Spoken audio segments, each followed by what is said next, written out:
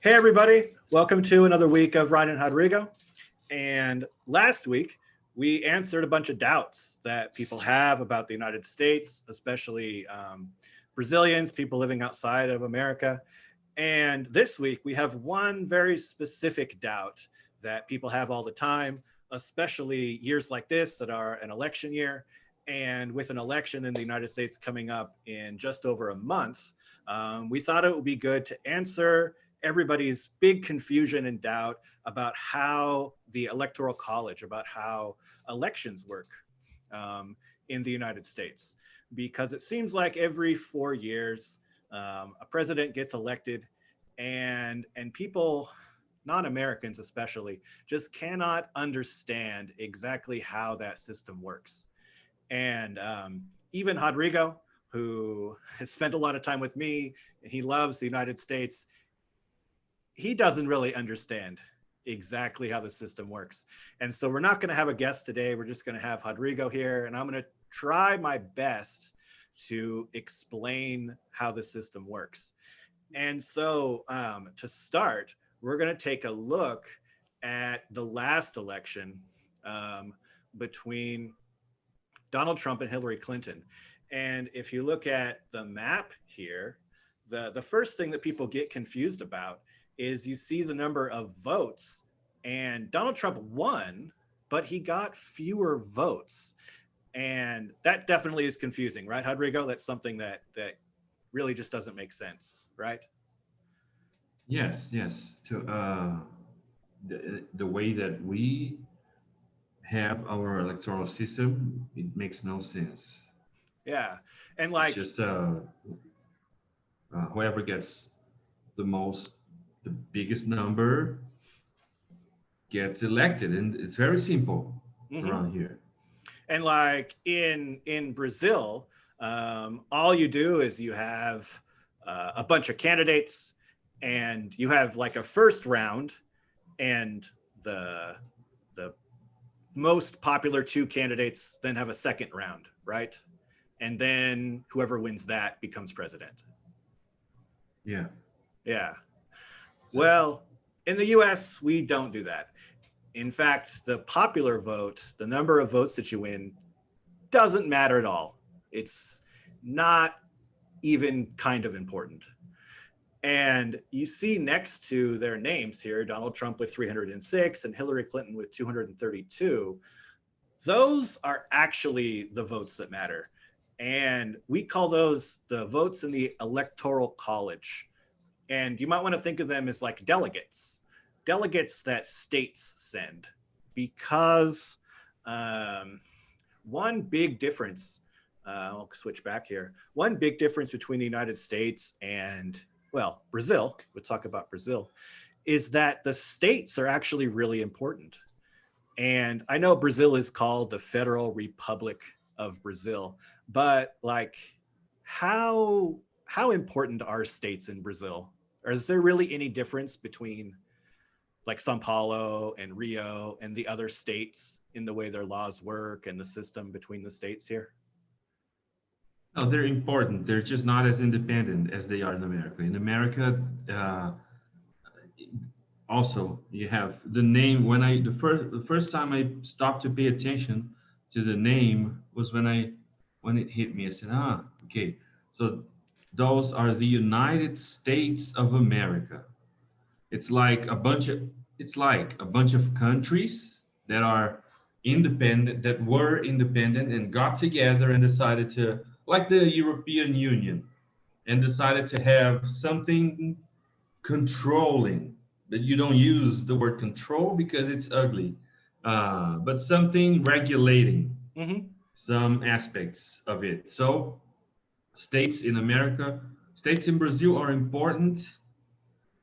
You can argue, okay, are arguably important, but in America they are much more independent, Sure.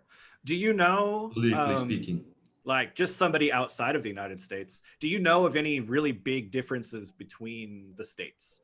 Like a law that is in one state but is not in another, or No, something. I think nowadays the biggest difference is marijuana. In some states, marijuana is legal, and also something that's very different in a bunch of states. There's death, capital. What was the name? Death penalty, Yeah, right? yeah, the death penalty Capital, or capital punishment. uh, Yeah. capital punishment. So that's different. For example, I remember that in Arizona, you in Phoenix, you're allowed to, everywhere in America you're allowed to have a gun, but in Phoenix you're allowed to have a gun, and you need to show, you need to, if you're carrying the gun, I'm not sure if it's in Phoenix, but if you're carrying the gun, it needs to be out. You need to show that you're carrying a gun, and that's, I think that doesn't happen in California, for example, or in Seattle. Mm-hmm. So those are big differences. Yeah, those are great examples. The laws and the way they are enforced are really different between the states.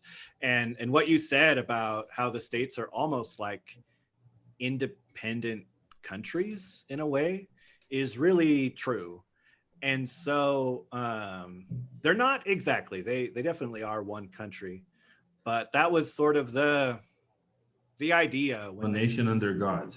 when they set up the system, is they wanted the states to be very independent. And so they created a system to choose the president where the states would choose the president, not the people in the states. And so they created this system called the Electoral College, where each state would get some delegates, and the delegates would go and have a meeting, and then at that meeting the delegates would get to choose who would be president. and and so that's why you have these numbers for Hillary and for Trump, these 232 and 306 numbers. It's the delegates that each of them won, and that adds up to 538 total delegates. And if you look here, it says why that number exists. It's 100 for all of the senators and 438 for all of the representatives, or the deputados in Portuguese. And you put those together and you get 538, and that's the total number of delegates, of electors in Electoral College.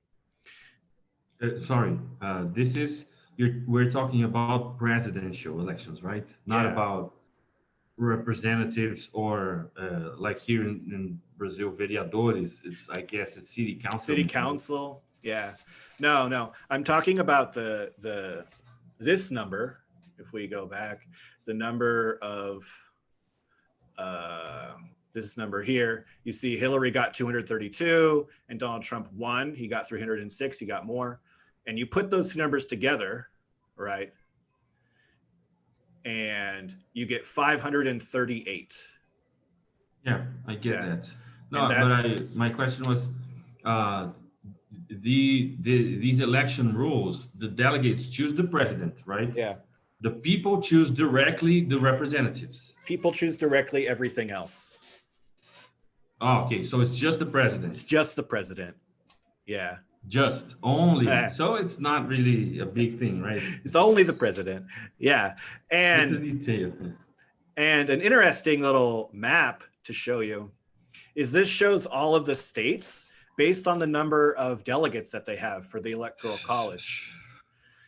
And it's kind of interesting because it shows each state and it gives a bigger state for its population. And I don't know, are you surprised by any of this? Like, were there any states here that are bigger than you thought they would be, or smaller than you thought they would be?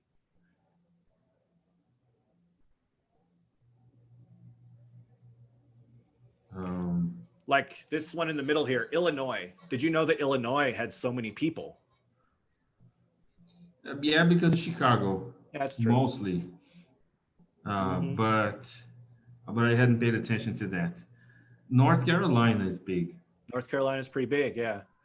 It's definitely not one of the biggest, but it's one of the bigger ones, yeah. PA is Pennsylvania. Pennsylvania. That's big. Yeah.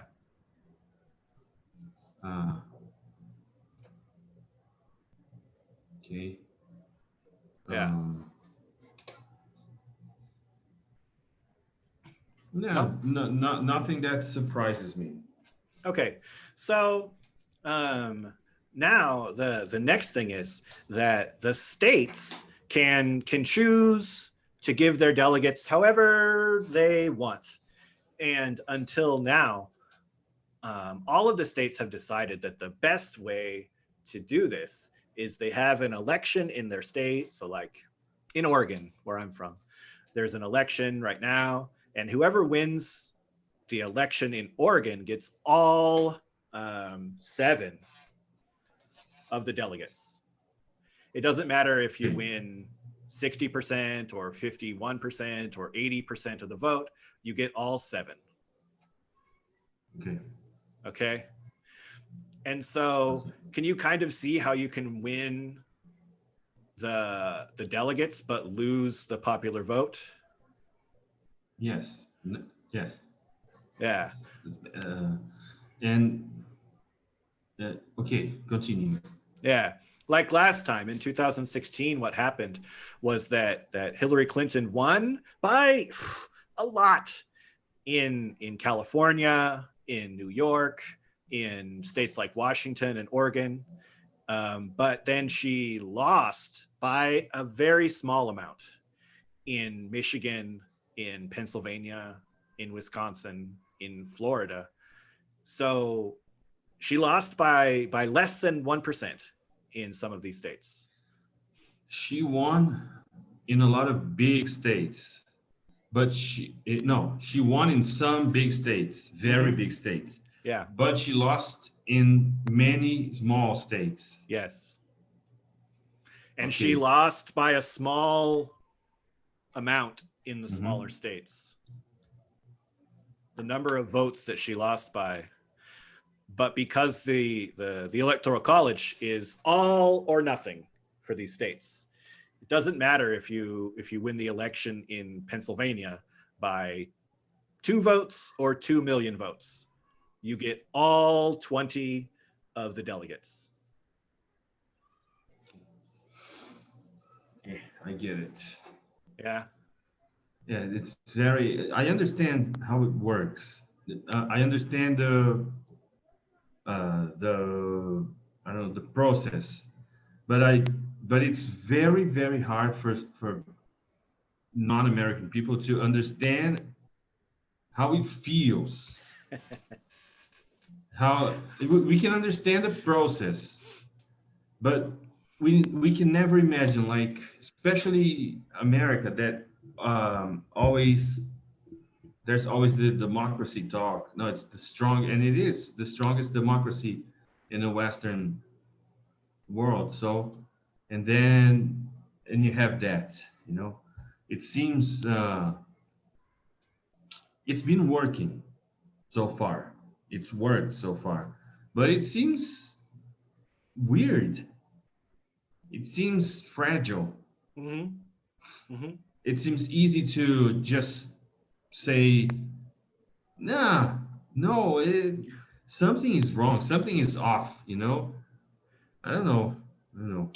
Can you imagine like maybe why they would have set this up Hmm. 200 however many years ago? Do you have any ideas? Imagine that. Why?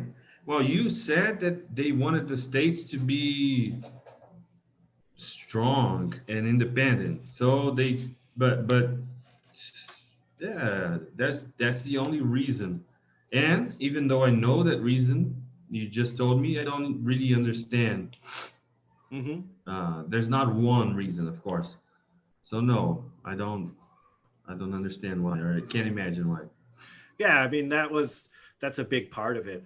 Um, back way back at the beginning of the country, they wanted to make sure that like one state, one very big, one very populous state, couldn't elect a president all by itself. Okay.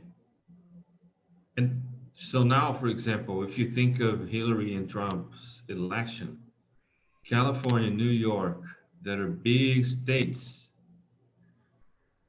didn't win the election. by themselves, because a bunch of smaller states added up to more than that. Yeah. Yeah. Okay, and in the map you showed, blue, there's kind of blue, there's kind of red, and there's strong, like dark red. Dark red are states that are always Republican. Yeah. If we go back to that map, you can see that these states that had the kind of lines through them, right, are states that the election before, when it was Obama, they were blue, because blue states are for Democrats and red states are for Republicans. So in 2012, all of these states like Florida, Pennsylvania, Ohio, Michigan, Wisconsin, and Iowa, they all voted for Obama. And then in 2016, they switched. They switched and they voted for Trump. And that was really the difference. Okay. And so one of the things that happens with this system is that since my state in Oregon never changes its vote, it's always voting Democratic, my individual vote doesn't really matter. Okay, so that's why, not only, but that's one of the biggest reasons people, celebrities, participate in campaigns like votes, because people, uh, be, because of what you just said, my individual vote doesn't really matter. Mm-hmm. Because you know that most, that's democratic. But if most people think like that, well, my individual vote doesn't matter because it's democratic, and they don't go to vote, then it, I know it's unlikely, but in the long run, if a lot of people think like that and not vote, it might change, right? Maybe, but the difference in California was something like 70% for Hillary and 30% for Trump. Okay, It was understand. such a It big could difference. happen, but it's too much to Yeah. happen, right? Yeah. And Only if Schwarzenegger yeah, was the candidate, then probably. yeah, exactly. It's such a big difference. And then because of how this system works, every vote above 50%, above winning the election, doesn't make any more difference. So in California, they won by 70 to 30. Well, all of those extra votes, every vote above 50% was inconsequential, didn't matter at all. Okay. Now, one question. I said something. I was joking, but uh, Arnold was from the Republican Party. Yeah. Okay, and he won as a governor of California Mm-hmm. twice. Twice, yeah. Okay. So that was pretty impressive, right? Yeah, that was really impressive. But he won for a few reasons. He won because he's Arnold. Yeah. Not very many people are Arnold Schwarzenegger. Are Arnold, exactly. He won for a second reason, and it was because at the time that he was running, at that moment, California was in a huge crisis. Like, they didn't have any money, the schools were going bankrupt, everything was broken. And so people were very angry at everyone, at the Republicans, at the Democrats, it didn't matter. And Arnold said, at the image of politicians, right? Exactly. And so Arnold said, look, I'm not a politician, I'm an actor, and I will terminate the budget, terminate California. And people said, all right, why not? Let's try. Because everything had been broken in California. So why not try this crazy actor guy? And yeah, he was fine. He was a decent governor, I think. Not amazing, but he was fine. When he left office, did people like him, hate him, or it's okay? He was okay. He was respected as a competent man. He wasn't like the Okay. best governor ever, but he solved some of the He wasn't a, crises. He made them not into crises anymore, and so yeah, he was fine. okay. He wasn't crazy, and he's a even though he's a Republican, he is not that conservative, right? No, no. He He like one of couldn't. the things that he did is he really worked on solving the climate change problem. And in 1974, I think, or eight, he was. There's a movie that he smokes marijuana, Yeah, and uh, and in the 80s, he attested that to be true. He said, "No, that was really it wasn't fake marijuana." So he couldn't be that conservative. And he's Arnold. He killed the yeah, Predator. Okay, right. I understand. Okay. yeah, yeah. But that was I only understood that the Republican thing because he doesn't, to me, he doesn't have that Republican image. I only He's understood that he was a Republican and he won in the Democratic states later, like after he left. he said that he's an immigrant to the United States, and he came to the United States and he went to California. He became a big celebrity, rich movie star. He married into the Kennedys, which is like our version of royalty. And he did all of this while there was a Republican running the country when Ronald Reagan was the Uh, president. And so to Arnold, he just is a Republican because of that, because he became successful while Republicans were in charge. And so he just kind he of, feels he owes something like yeah, I that. don't know if he feels he owes them, but he just, Okay, he has he's, that feeling, he has right? that feeling that, yeah, I, And another question. Sorry, is there a Republican president that even not everybody, not 100%, but even Democratic people like very much? a president. Yeah, Oh, well, you'd have to go like back a is long there time. someone? Because Obama, I had the feeling that not every Republican, but some Republicans liked Obama, or before at least. I don't know afterwards because now the world is everything is changed. But I have the feeling that Obama or Clinton, Bill Clinton was liked by some Republicans. Maybe Bill Clinton even more. Uh, but I have that feeling. First, is this true? Did Republicans like them too? Yeah. And was there the other Well, way around? you could say that about Donald Trump, actually, because those states that I showed you that he won, like Michigan, Wisconsin, Pennsylvania, are historically very Democratic states. And Donald Trump won them by convincing a lot of historic Democratic voters to To switch vote for him? sides. Yeah. But it really depends on what you mean by Democratic people, because the parties have been Yeah. changing for the last, I don't know, 20 or 30 years.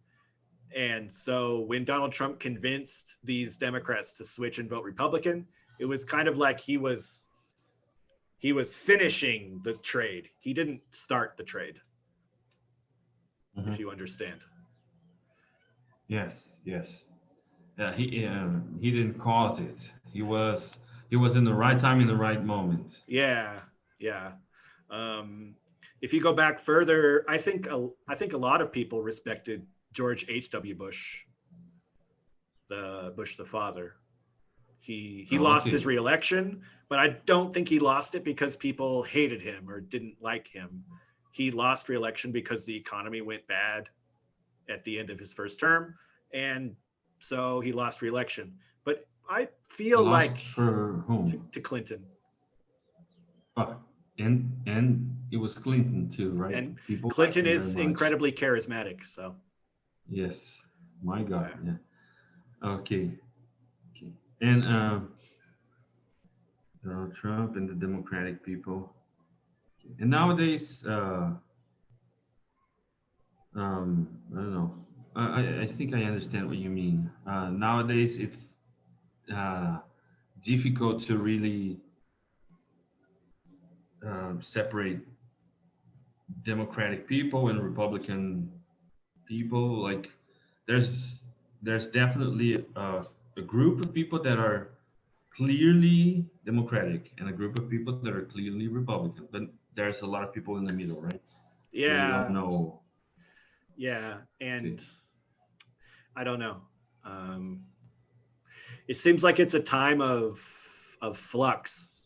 You know, a lot of people don't know who to support, and people feel torn between both sides, depending on what particular issue you're talking about. If we look, you were talking about those states that switched from Obama to Trump, and we can look now at um, this is a possible map from this year. That much? Um, and the states that are very dark, the dark red and the dark blue, are states like I was saying earlier, states that are probably already decided. It's very Okay. unlikely that like California is going to be Republican or that Montana is going to be Democrat. They aren't going to switch. But the states that are a little bit lighter, like light red or light blue, could go either way, right? And you see at the And top that neither candidate has a majority with only their very certain states. okay. No. Uh, okay. Okay, Biden a little, right? Oh no, with the very certain. with the Okay. very certain states, it only goes up to 233. Trump has fewer certain, right, but more leaning, Okay. more light. Yeah, So and for example, Florida, I think in 2002, no, when Bush won the elections against Al Gore, mhm. Florida decided everything, right? Yeah, Like exactly. in a state like Florida, 29 delegates can decide. Okay, Yeah, all right. and just to make it a little bit simpler, we can look at this map. And this map just shows the swing states, we call them, the states that could go one way or the other. And all the other states are just grayed out because it doesn't matter. No one really cares about them. So these 9 states are basically the ones that are going to decide. Um, and something that's kind of frustrating about this situation is that if you don't live in one of these states, the candidates tend to ignore you. They don't go visit you, they Makes don't sense. do activities in your area, and they don't even like promise like policies for you. Even the Democratic ones that Yeah. are supposed to be more social involved. I don't know. Yeah. And Okay. what tends to happen actually is that candidates will like Joe Biden, he will go to California to meet with the Hollywood movie stars to raise money, to get a lot of money, and then go to like Florida to spend the money on a event or Okay. on something else. So if you're a voter, unless you have a lot of money, you're not going to see the candidates unless you live in one of these states. I get it. And Trump has more. Uh, so Trump has more. Um, how can I say uncertain states that could go his way, right? Yeah, like the experts, the poll people are saying that Trump could win. It's definitely possible that Trump could win, but Trump will only win by a little bit. If Trump wins, it will be close. Biden could win in a landslide, could win in a blowout. Trump is not going to win in a blowout. It's not possible. Trump will, if Trump wins, it will be close. All right. I get it. Yeah. Now, one thing, I don't know if it's if you're going to talk about this. Uh, Here in Brazil, you set up a date, and the whole country goes somewhere and goes to, for example, I go to a school and I vote. Mm-hmm. And I noticed that that's different in America. There's not one date that you go and vote. There are, so I don't understand that. Yeah, that's a good question. Um, so, like we were saying earlier about the states being kind of independent, kind of doing their own thing, every state kind of runs its own election. And the only real requirement is that they have to complete the election by this year, November 3rd. So, like in my state, in Oregon, everybody gets their ballot, the paper that they mark the vote on, in the mail. And then people write it and then send it back in the mail. And that's how everyone votes. 100% of the vote is done absentee. In your state? Yeah, in my state. And a few other states do this too. I don't know all of them. I think Washington, Colorado, maybe another state. I don't know. A lot of other states, they give people the choice. And if you like request, you can request a mail ballot and then it'll be sent to you and you can do it that way, or you can vote in person. And some states you can vote early. Some states are voting already. You can go to wherever it is that they have, just like in Brazil, they have a place for everyone to vote. And you can go there and you can vote, but it's not on one day. You can vote now or next week or every day until November 3rd. And then in a few states, the only day to vote, it's just like Brazil. The only day to vote is November 3rd, and that's it, no exceptions. Okay. And what is the name of the paper that you cast your vote? The ballot. The ballot. Okay.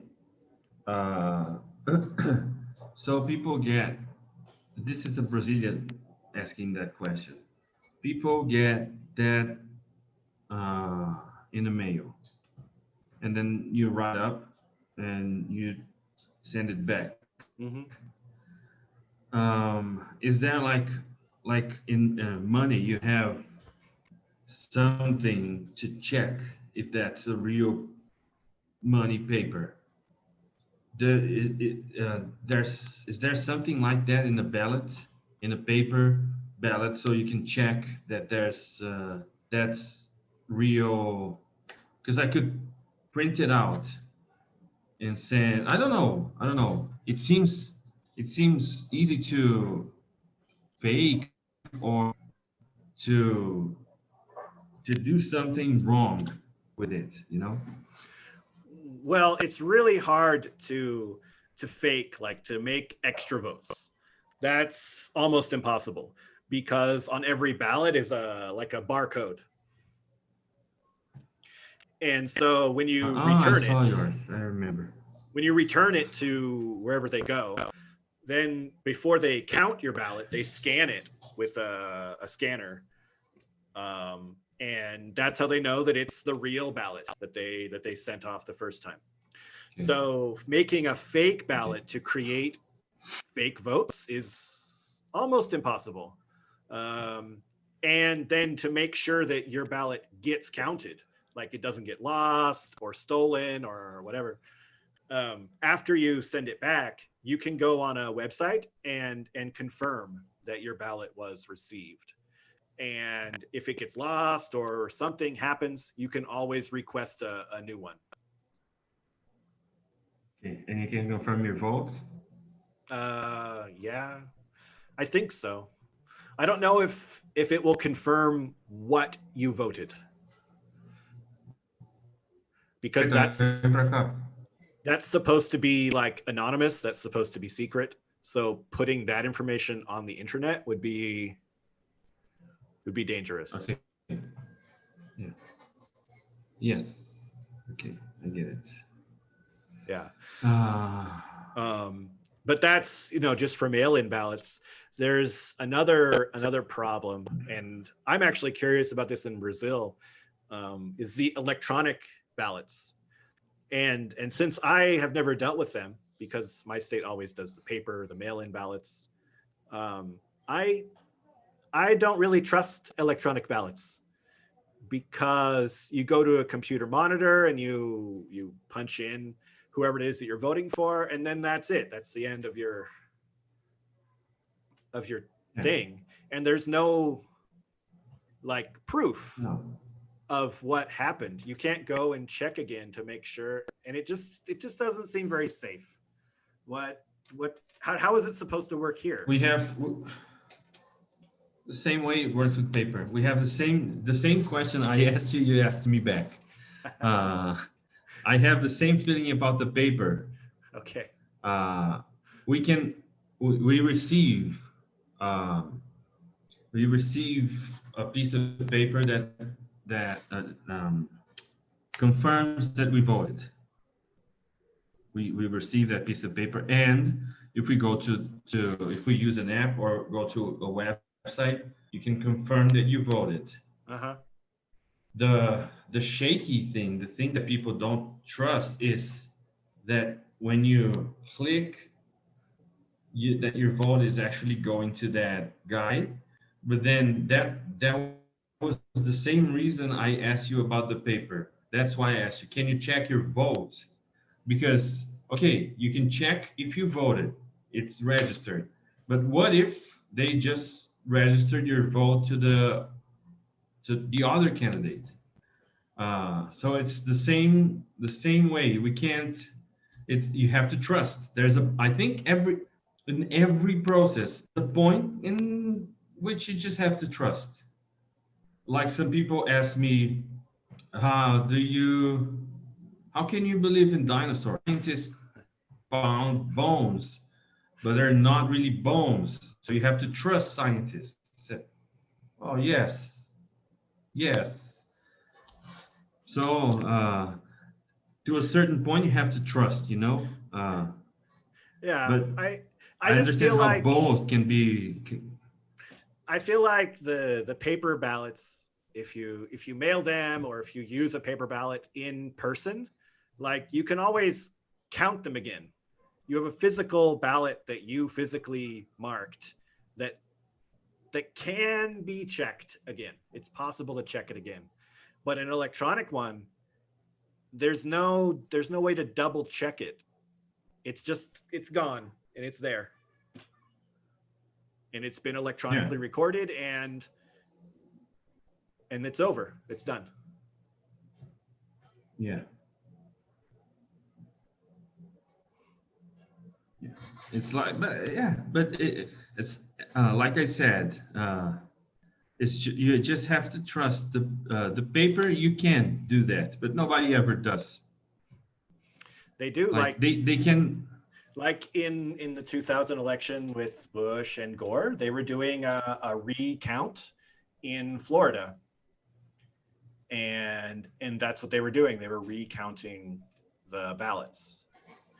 No, we can recount the numbers in a machine here. Yeah. Every ballot, Yeah. In the flash drive. I don't know. Yeah. But they were actually recounting the papers. Okay. Yeah. Yeah. I don't know. It's yeah. Both ways both ways have, how can I say, flaws, And in Brazil, we tend to trust machines more than humans. Okay. Because it's been proved to us that humans in Brazil do all sorts of weird things, you know. Like I remember you telling me how in America, uh, debit cards with a chip, you know, with an electronic chip, only became a thing after like 2014 or 15, I don't know. Yeah, very And in recently. Brazil, so in Brazil, that had been, you guys use a lot of, you guys use money a lot, and here we have all sorts of things to, uh, like in a machine to, because then I don't know. It's that's very different, very different. It's true. It's a good point that people in Pra Brazil cá. just don't want to trust people. They want to trust the machines. Yeah, Yeah. and Yeah. we Yeah. are a people. We are famous for being a people, you know. But Yeah. So I guess the last thing, if you understand how the system is supposed to work, right? You understand now the way that in theory it should be that whoever gets to 270 electoral college votes, and with these states, whoever can win the most out of pra these cá. swing states, um, they will become the president, right? Right. Right.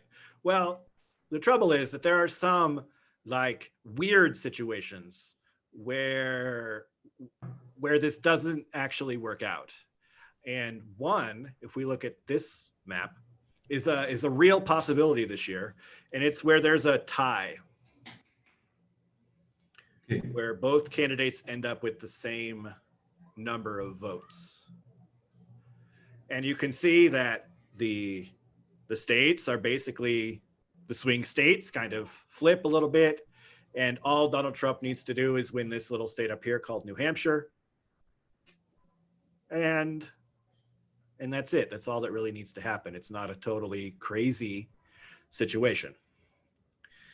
Um, and if that happens, if nobody is able to get a majority in the Electoral College, then this really weird situation happens where the House of Representatives gets to decide who the president is. And they can decide anyone. They could make me president if they wanted. They don't have to vote for people who were in the election. They don't have to vote for politicians. They can just choose someone to be president. That'd be cool. And you can also vote for anyone you like, right? Yeah, that's You true. can write in. I can write in people. Yeah, yeah.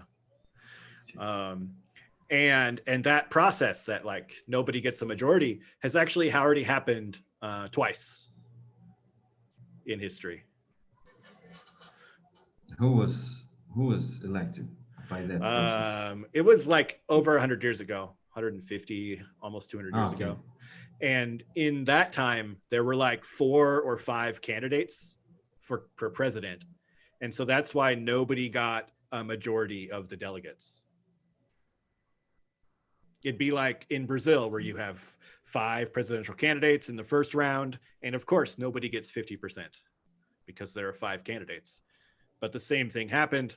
And since we don't have a second round, then the House of Representatives had to decide. Okay. And That's in both cases, very different. they did a corruption, and they chose a candidate based on a corrupt deal that somebody made. Oh, makes sense. Yeah, it's two very famous cases in American history. That if you let the House of Representatives choose who the president is, they will choose a terrible option. Okay. All right. And That can happen in Brazil, but in different situations. But that there are situations that that could lead to that. Yeah. How? Yeah. No, I'm not. I don't know exactly, but there are situations that can lead to that. For example, if there's fraud involved, uh, or maybe after impeachment scandals and things like that, the House of Representatives can choose somebody. Or actually, here it's like a president, and then, but it's only after 5 attempts of something. Um, Uh, if one if there's a fraud with the one who won, and then the second one, no, he can't because we also found fraud. Okay, and the third is being investigated, so he can't, according to this law. And the fourth guy, he, I don't know, he also can't. So after 5 attempts, then there would be something like that. okay. Do you remember the Um, very last season of House of Cards? Because this happened in no, House of Cards. after Kevin Spacey Left, you didn't left, watch. I stopped watching. No. Okay. Because I didn't watch either, but I remember reading about it. And what happened was that they had the election, and Frank, that was his name, right? The character. Frank Underwood. Frank was under investigation for all kinds of crimes and corruptions. And so at that point, his wife, Claire, was supposed to be his vice president. And so Claire convinced the delegates, the electors, to not elect him, to refuse to vote for him. Okay. So he didn't have a majority. So no one had a majority. And then the House had to. And then she convinced the House to vote for her. So she became president, and Frank was left with nothing. And that's how he left. Yeah. Sure. Yeah. And then I don't know what happened to him after that. He got arrested, or I don't know. He died. I didn't watch, but I just know that that's how they got rid of Kevin Spacey, is that Claire pulled some maneuvers with the Electoral College and stopped him from getting elected, and then used the House of Representatives to become president. Okay. Which is interesting, because just this last week, Donald Trump was talking about doing the same thing. And there was an article out that talked about how the president wants to say all the ballots are frauds, all the ballots are fake, and have the Electoral College ignored. And you can even see a speech that he gave. Part of it is here.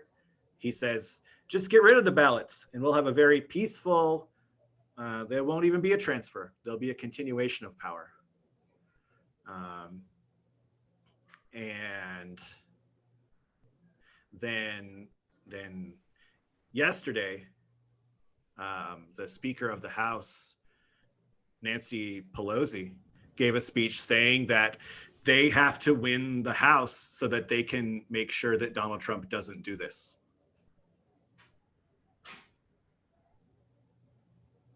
Okay. So they're taking it really seriously. So that's not only Donald Trump. No. It's the whole, not the whole, but it's the Republican Party. Yeah. Okay. And they could pull that off. They could. It's legal. It's not totally impossible. Okay. Do you believe that I didn't believe Trump could win. Then he won. I don't believe he's gonna try to pull it off. But by now, I believe anything, pretty much anything. Uh, and I have two questions.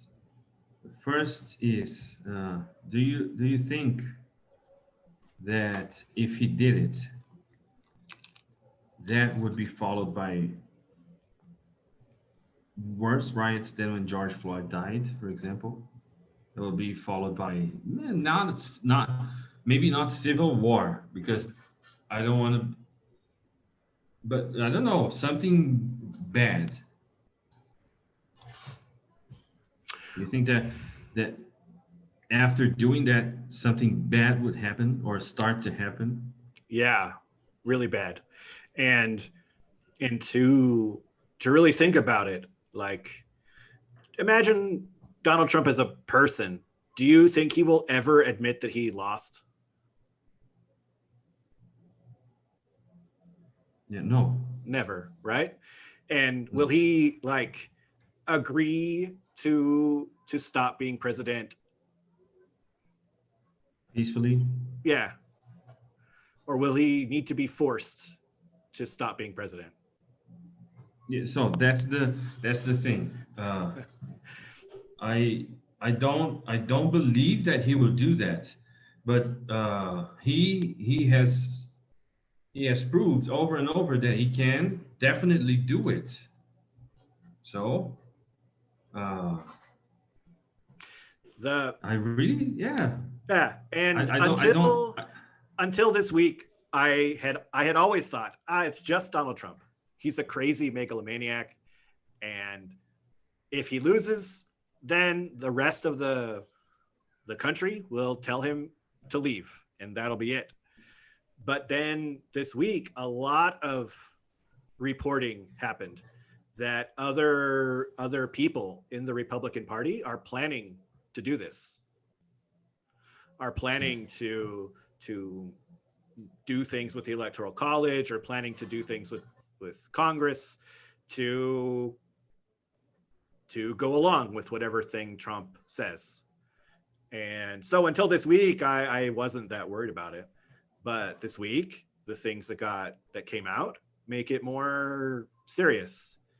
And this article that I read showed that the legal timeline comes down to who controls the House of Representatives. And probably the Democrats will win that. But then what happens is, like, Donald Trump says the election was a fraud. The Democrats use the House of Representatives to make Joe Biden president, but not the regular way. Then Donald Trump says the whole country is a fraud. Then all of Donald Trump's supporters, what do they do? Mhm. And that's So either way, that like having a peaceful transition is in the hands of Trump. He yeah, can he can be like praised by God, and and just say, okay, I lost, it's fine, take it, Biden. Uh, and but if he decides to, even if he decides to just accept and say, okay, here, have it, and then go on TV and say that was not nice, I think that was a fraud, then okay. Uh, are there uh, are there guns in America? Should we be worried about having like people shooting each other on the streets? Is guns a problem in America? there are more guns than people in the United States. Okay, all right. And we saw just this year that some tension erupted because of how George Floyd died, and and somewhat mostly peaceful protesters erupted into riots because of a small amount of tension. But imagine if like the president or the ex-president is like encouraging violence for whatever reason. You know, this year the president was kind of just ignoring it and not, he wasn't helping, but he also wasn't encouraging violence. So whatever. But imagine if next year he's encouraging the violence, what that would be. That would be a crime, right? Yeah, theoretically. Okay. No, my other question was that not thinking about America, uh, but relating everything else to America. America is supposedly the strongest democracy in the world, here in our world, from France to here. Do you see, or do you think that having riots bursting in America and having that process happen in America can just ruin a lot of the other very shaky democracies? Of course. So you see how can that can happen, and directly here in Brazil, right? That happening in America, our president could, and he already has the same idea, definitely. Uh, okay, so this is a moment of tension for everybody in the world, right? Yeah, and I I think the United States is at a very dangerous point where you've said repeatedly that the United States is the strongest democracy in the world. Well, It maybe seems, it's not. yeah. No, so that's the problem. Even the strongest, the supposedly strongest democracy in the world can take a hit. And if the supposedly strongest democracy in the world takes a hit, then only Sweden and Norway would go away easily. All the other countries can just, I don't know, every country that is ruled by someone that is slightly tyrannical can have that happen. Okay. Well, that made me more anxious. Thank you. Uh, Yeah, it's going to be an anxiety inducing 4 months because the election is in November, but we only get a new president at the end of January. yeah, my God. So we have this whole Okay. period of time from November 3rd until January 20th where we might not know who the president is going to be, or we might know, and Donald Trump can do whatever he wants until he's not president anymore, or we might know and Donald Trump can do whatever he wants to stay, to make sure he doesn't have to leave. Or he can, if he loses, he can just say, okay, I'll transition peacefully, and then get a bunch of stupid shit approved just to. Oh yeah. Okay. Yeah, yeah. Or one of the things he can do is he can, on election night, he can say, all right, I will respect the election, but we'll see.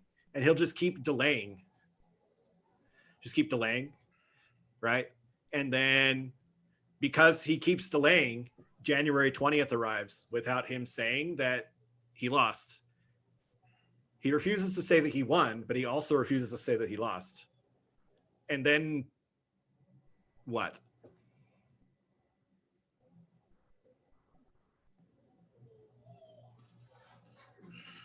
I don't know. Then it's like there is no president. No, but he has to say that he lost so he can No, lose.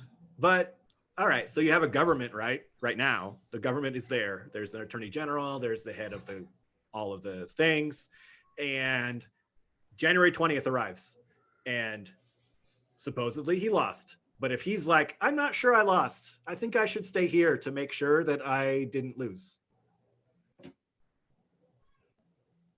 Then what is the Supreme Court can rule him out and say, no, you lost. Okay, but what So is you need to leave. theoretically? But what is the Supreme Court going to do if he's like, no thanks? Are like the 70-year-old men of the Supreme Court going to go to the White House and pull him out? No, but they can. I don't know if that would be a crime. It is. It's a crime. Like but who is going to enforce the laws? the police. I don't know. Like police go in there and arrest him.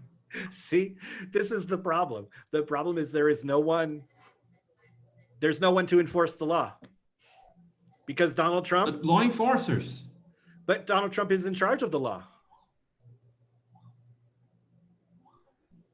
Okay, but he is not. If it's a democracy, there's something to regulate even the president. Yeah, theoretically. He can't. He is not a. He's in charge of the law, of course, in charge, but he's not. He's not the owner of the law forever. Yeah, I know. Theoretically, that's what the law says. But like from a practical perspective. Yes, exactly. I'm talking about the Supreme Court demands the police to go there, and then they say no. Now he doesn't have president powers anymore. And then Donald Trump gets on Twitter, gets on the TV, and is like, it's a fake Supreme Court. Okay. It's not. They're communists. They're wrong. No. And then the police are like, I don't know what to do. The police are confused. They don't know what to say, what to do. Yeah. I don't know. Yeah, if something like that happens, like there's no regulation over the president, then it's not really a democracy at all. But I understand what you mean. He can just say no, and he can physically refuse to leave.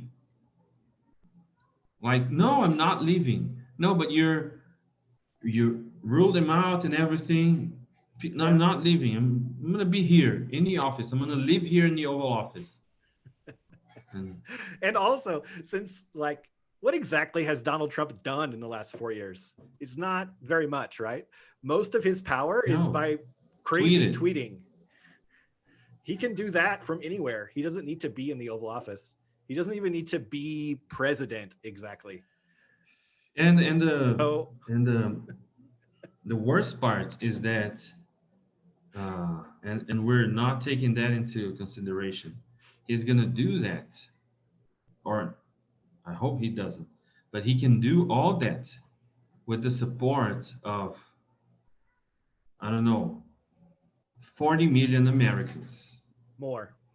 Not most, but more than, or 100 million Americans. I don't know the numbers. Probably somewhere between those two numbers. So, so that's the worst part. Mm-hmm. That's the worst part. Not worse because how can Americans think like no? Worse because then it would be very horrible. Everything living would be horrible because now it's polarized. But then it would be war. Even if it's not gun war, it would be mental war. Yeah. Like just imagine like next year you're talking to your coworker and you're like, the president said blah, blah, blah. And they're like, which president? Yeah.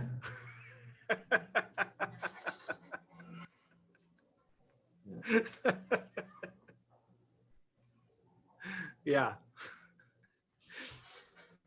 Oh, okay, I get it. So let's hope for the I don't think that this is a likely possibility. It's not the most likely thing, because the most likely thing is that Donald Trump loses and all the other politicians are like, this dude is crazy, let's get rid of him. And they do. Mhm. That's the most likely thing. But it's surprisingly and scarily possible. It's much more possible than it ought to be. Exactly. Yeah. That's the problem. It That should that be it like is. 0% possible. This shouldn't be possible at all. And yet it's much higher than that. So that's the problem. And do you have any other questions, or do you kind of understand now? No, I kind of understand. I understand. I understand better. The I think the most complex thing to do is to, as I said, I understand the process and I can explain it back to you. It's difficult to know exactly how we, um, when people say the place of speech thing. I can never speak for a woman because I was never a woman. I can never explain or try to understand what it is to labor, to give birth to somebody, uh, and that's the same thing. I understand all the process, but I still have no idea what it actually is. It's because this is something that you can only understand if you go through it. Even if I don't vote, but if I live that for two electoral processes, like for if I live there for 8 years, then maybe I'll understand. Because one of the first things you said in the beginning is that mostly non-American people don't understand that so well. But I'm pretty sure that a lot of American people also don't. They just go there and vote, but they don't fully understand the thing. Not fully, but most Americans understand the basic plot, the basic idea that the Electoral College, the states are the ones that do the voting. The states send their delegates to the Electoral College, and Yeah. if you live in a swing state, then your vote matters. If you live in Ohio or Florida, then you need to vote. It's very important that you vote. If you live in California or Texas, well, Texas this year is a swing state, so it's more important. If you live in California or North Dakota, your state is not that important, and it's not so vital that you vote. And the funny thing is that Florida is slowly becoming not a swing state because of the amount of Brazilians that are moving to Florida and that are slowly becoming Americans. So in 20 years, a lot of Brazilians have moved to Florida, and most of the Brazilians that move to Florida are Republicans, Yeah. would be Republicans. And then in 20 years, they will have raised Republican sons that will vote. So, uh, Yeah, but there's so much immigration to Florida that mhm. like From when everywhere, right? what was that hurricane? Maria happened, Mhm.